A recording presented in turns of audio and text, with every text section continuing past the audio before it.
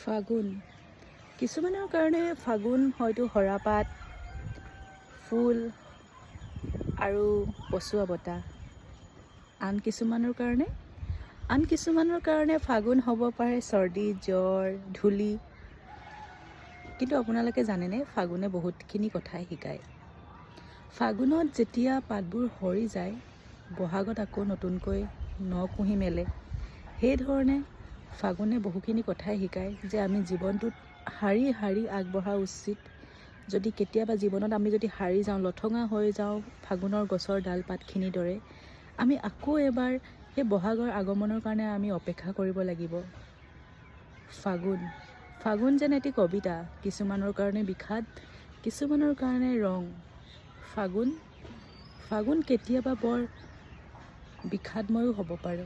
ফাগুনৰ পচোৱা জাকে উৰুৱাই লৈ যাব পাৰে কাৰোবাৰ সুখৰ সংসাৰখনো। কিন্তু ফাগুনৰ সেই যে ৰং বিৰঙী ফুলৰ সমাহাৰ, সেইখিনিয়ে জানো সুখ নিদিয়ে? সেনেধৰণে ফাগুন মোৰ বৰ প্ৰিয়। ফাগুন আপোনালোকৰ প্ৰিয়নে? কমেণ্ট কৰি জনাব।